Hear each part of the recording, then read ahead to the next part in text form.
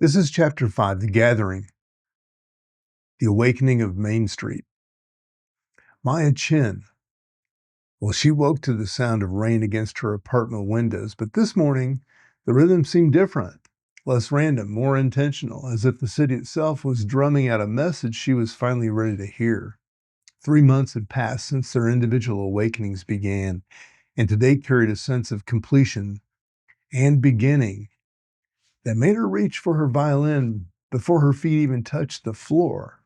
As she drew the bow across the strings in the pre-dawn darkness, Maya felt something she never experienced before during solo practice. The music that emerged seemed to contain spaces, intentional pauses that invited other instruments, harmonies that called for additional voices. She was no longer playing music for herself, but creating sonic invitations for community she could feel approaching but not yet see. At Meridian Cafe, Joe arrived to find Alina already there, sitting quietly with her hands wrapped around an empty cup, her notebook open to pages covered with diagrams and measurements. She looked up as he entered. Her expression carried the mixture of excitement and uncertainty that had become familiar amongst their group. "You felt it too," she said without a preamble. The pull together, the sense that today is different.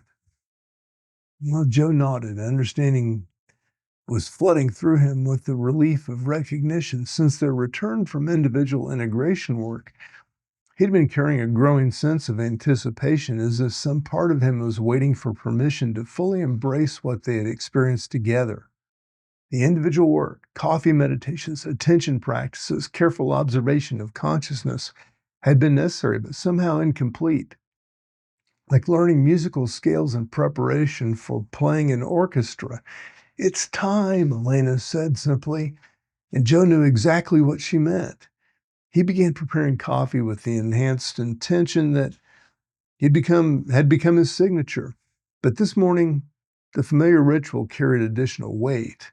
Every aspect of the preparation, the bean selection, water temperature, brewing timing, it all felt like preparation for something sacred. Not religious ceremony, but sacred in the way the stranger had taught them to recognize the extraordinary hidden within ordinary moments. Leo arrived next, having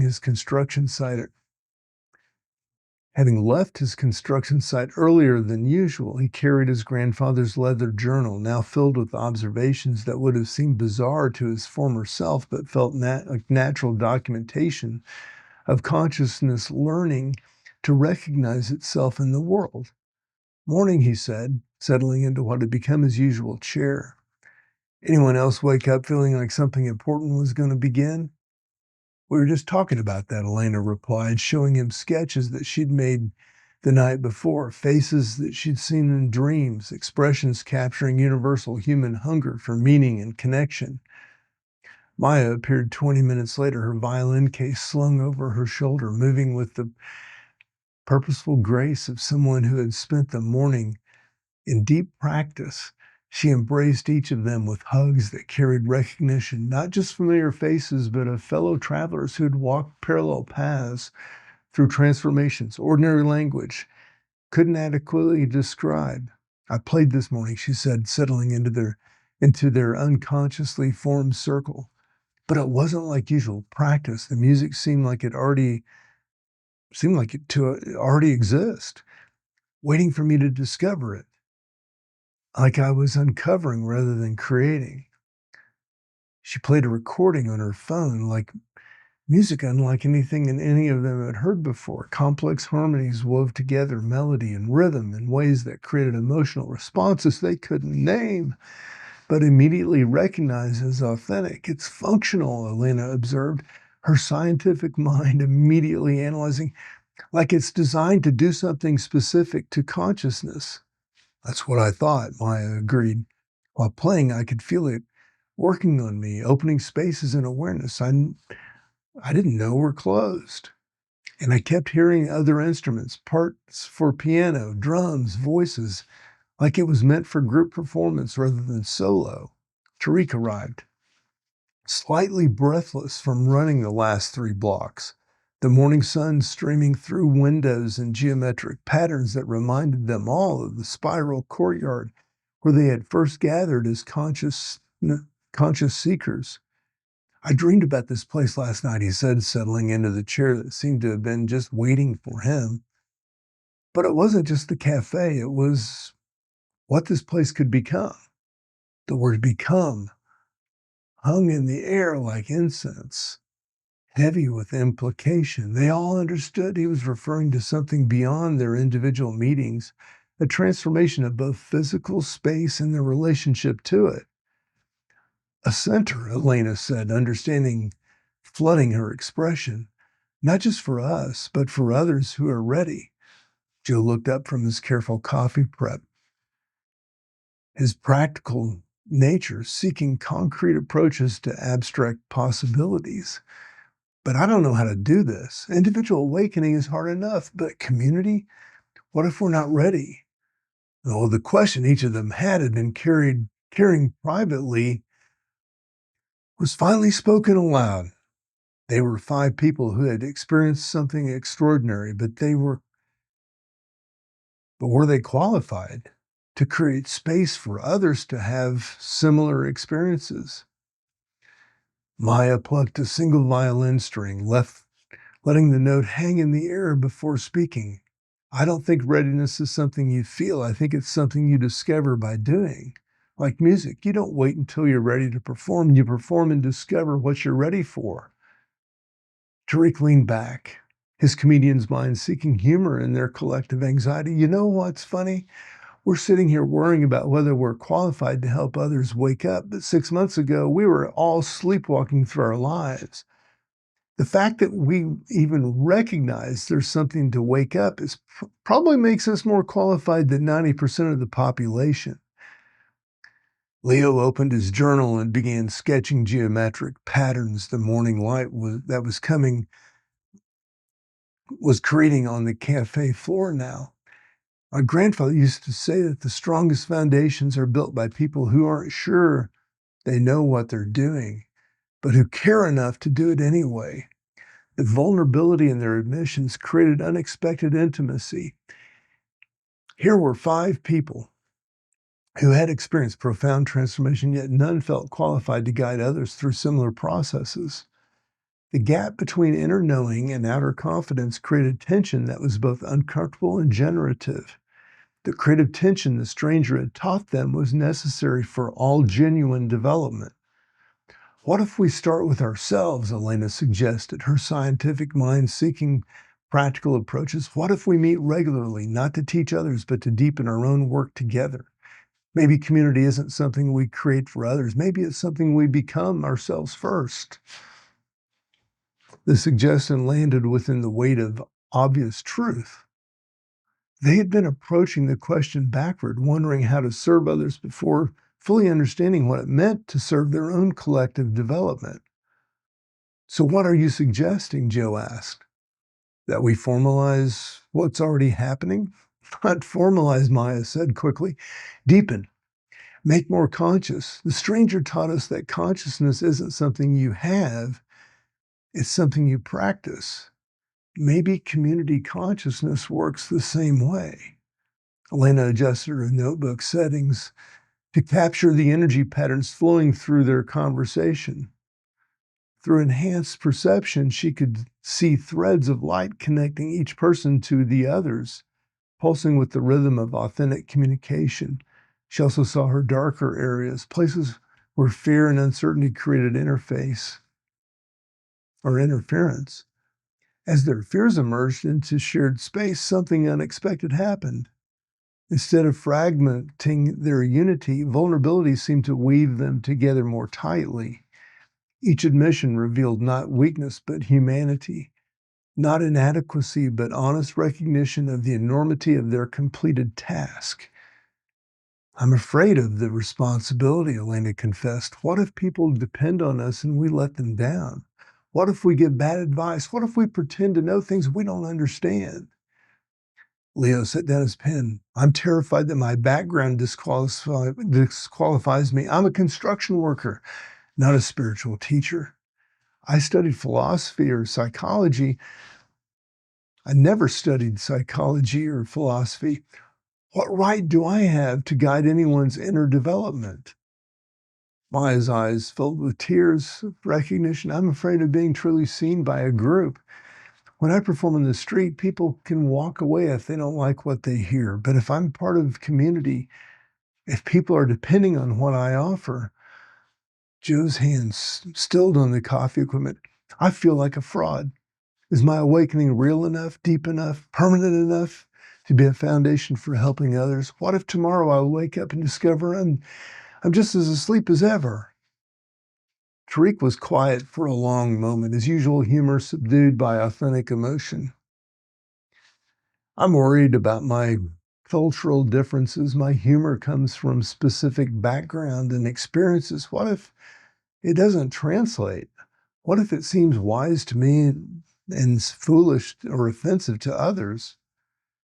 The silence following their confessions wasn't empty, but full, pregnant with understanding that could only emerge when people risked genuine self-revelation. Elena's reading showed energy patterns unlike any she had previously recorded, complex geometric forms pulsing with harmonics of fear and love intertwined. Maybe that's exactly what makes us qualified, Elena said after a long pause. The fact that we don't know, the fact that we're afraid of doing harm, the fact that we care more about truth than appearing wise. Leo looked up from his sketching. My grandfather had another saying. The people most qualified to lead are those who least want the job. In Sufi teaching, Tariq added, his voice carrying traces of cultural wisdom he feared might not translate. They say the door to wisdom opens only for those who approach it trembling. Certainty is the enemy of learning. Maya picked up her violin and began to play, not melody, but notes that captured the emotional texture of their conversation. The music wove together anxiety and hope, individual fear and collective courage, creating sonic representation of their lived paradox, the necessity of moving forward despite uncertainty. The notes seemed to unlock something in the space around them. Joe moved with greater ease, completing coffee service. Elena's reading showed the room filling with light patterns she had never seen before. Leo's sketches began capturing architectural forms that seemed to emerge from the music itself. Tariq felt laughter bubbling up from sources deeper than humor, joy that embraced rather than transcended difficulty. Joe served coffee in ceramic mugs chosen for their imperfection, each one slightly different in shape and glaze. Beautiful, not despite irregularities, but because of them.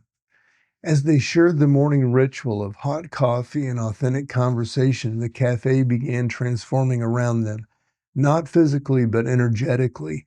The space that had been a meeting place for individual seekers was becoming something new, a container for collective practice, a laboratory for conscious community. What if we meet here every Sunday morning, Elena suggested, her scientific mind seeing experimental possibilities. Same time, same format, just us working with whatever questions and challenges arise from our individual practice during the week. And what if we invited others? Maya added, her musician's intuition sensing the circle was meant to expand, not to teach them, but to practice together, to explore what happens when consciousness becomes collective rather than individual. How would we know who to invite? Joe asked, his practical nature seeing concrete approaches. How would we recognize others who are ready for this kind of work? Tariq laughed, purely human, persistent, purely persistent, purely present, carrying echoes of wisdom, traditions, and street-level humor. Maybe we don't. Maybe we trust that people who need this will find their way here, just like we found our way here to the stranger. Leo held up his journal, watching morning light refract through the pages filled with architectural visions. Or maybe trust We trust that the same intelligence that brought us together will continue to guide the process. We don't have to figure everything out in advance. Conversation continued as morning deepened into the afternoon, exploring practical questions. How often do we meet? What practices to share? How to maintain the balance between structure and spontaneity that characterize their most meaningful learning experiences. But underneath logistics ran deeper recognition. They were witnessing the birth of something unprecedented in their experience, community based on shared beliefs or common backgrounds, or community based not on shared beliefs or common backgrounds, but based on shared commitment to consciousness development. A group that could hold both individual uniqueness and collective purpose, embrace not knowing as wisdom, transform vulnerability into strength. Actually, Leo said, looking up from architectural sketches of their cafe space, what if we met twice a week, Sunday mornings for this kind of deep sharing and maybe Wednesday evenings for practical work, meditation exercises, whatever emerges? The suggestions felt inevitable, like recognition of something that had been trying to emerge all along. They were no longer 5 individuals who occasionally gathered together. They were a community of practice in the earliest stages of discovering what that meant. Maya's violin sang throughout their planning, providing soundtrack that seemed to weave separate voices into harmony none could have achieved alone. The music evolved as understanding deepened, becoming more complex and unified simultaneously. Sonic metaphor for the community consciousness that they were discovering. Elena documented everything with careful notes, fascinated by group dynamics. She was observing, but moved by the beauty of what was emerging. They were creating something new while drawing on wisdom traditions stretching back millennia. Leo's sketches grew more elaborate as the day progressed, architectural visions capturing not just physical spaces, but energetic configurations that could support different kinds of or types of consciousness work. Meditation spaces encouraging inward focus while remaining connected to community energy. Discussion areas promoting authentic dialogue while preventing sterile intellectual debate. Joe's coffee service evolved into moving meditation, each cup prepared with attention that transformed ordinary gesture into sacred offering. He was discovering his gift lay not in teaching concepts, but in creating practical support that allowed others to do inner work without distraction. Tariq found himself crafting observations both humorous and profound, learning to use comedians' timing and perspective to help others see through psychological patterns without triggering defensive reactions.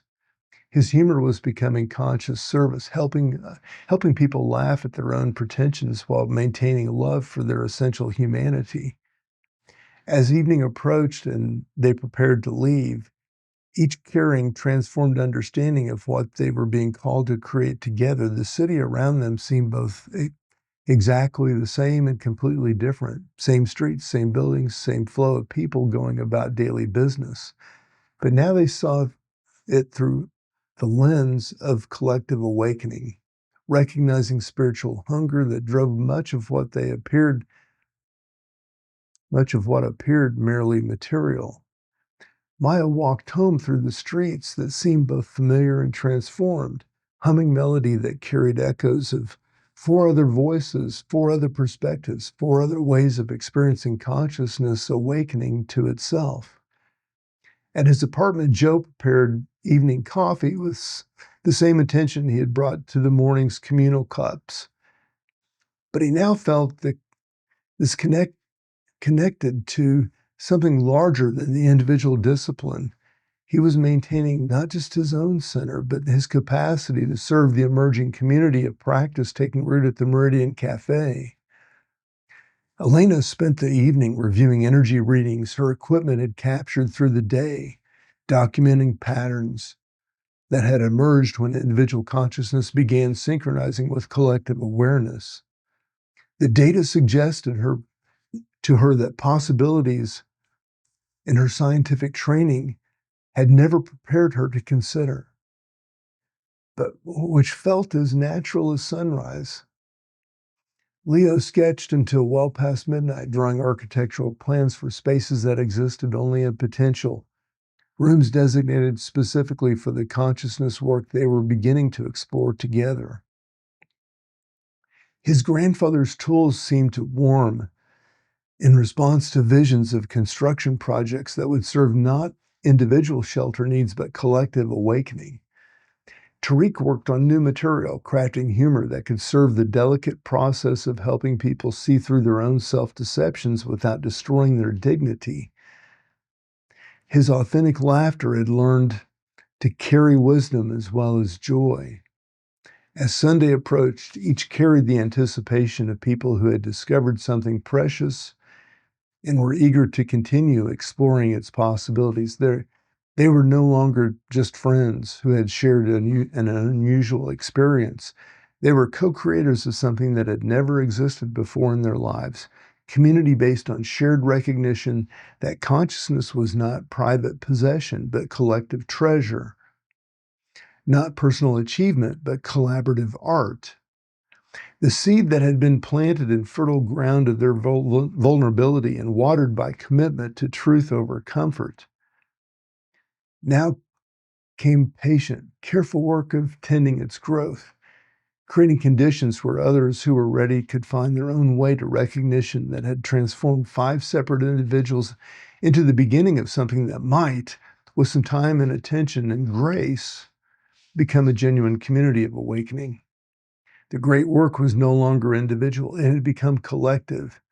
And in that transition, something entirely new was being born into the world.